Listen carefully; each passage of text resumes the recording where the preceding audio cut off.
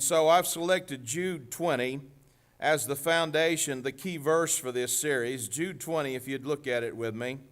But you, dear friends, must build up your lives ever more strongly upon the foundation of what? Of our holy faith.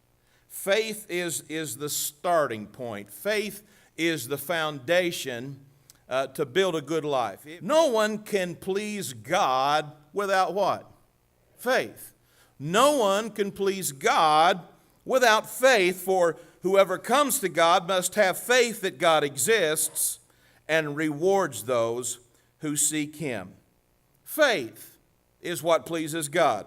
If you want to build a life of faith and you want to please God, faith is the foundation. And so first of all, in Hebrews 11, it tells us that faith is believing when I don't see it. Believing when I don't see it. That's what Hebrews 11:1 says. Very first verse of the chapter. Faith is the confidence that we hope for what we hope for will actually happen. It gives us assurance, watch this, about things we cannot see. Faith is obeying God even when I don't understand it.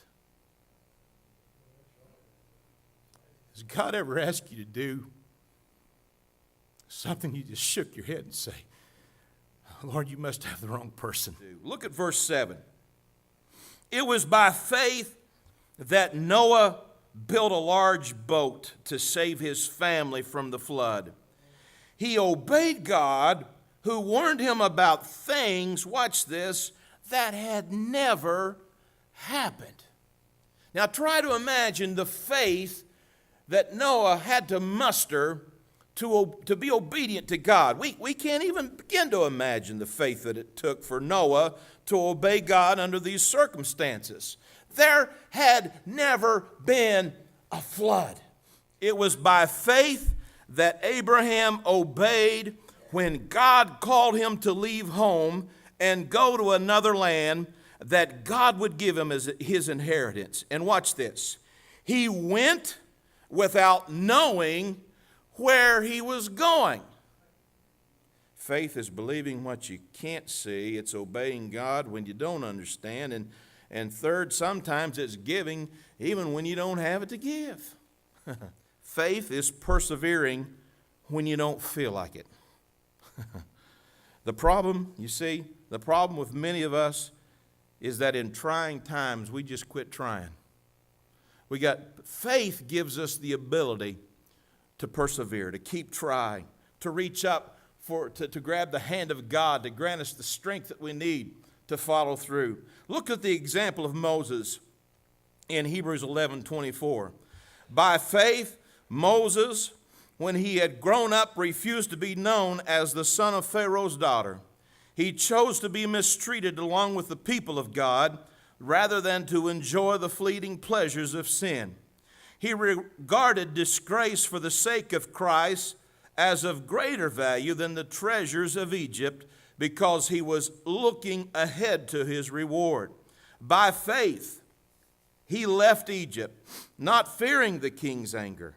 He persevered because he saw him who is invisible. Some of you today, the year has just started and you're already wrung out from the previous year.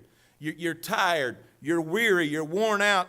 Some of you may be feeling even a little scared. My advice to you is do what Moses did and look up. Don't look at your current surroundings and conditions. Look up to God and take hold of His unchanging hand, and He, by faith, He can give you the strength you need to see through. So don't quit and don't give up. Finally, faith, I believe, is praising God. It's praising God even before we receive the answer to our prayers. You see, it isn't faith when we praise God after that He's given us the victory. It isn't faith when we praise God after our prayers have been answered. No, faith is when we give God the credit and the glory on the front end of things, even before He has acted upon the things that we've asked Him to do.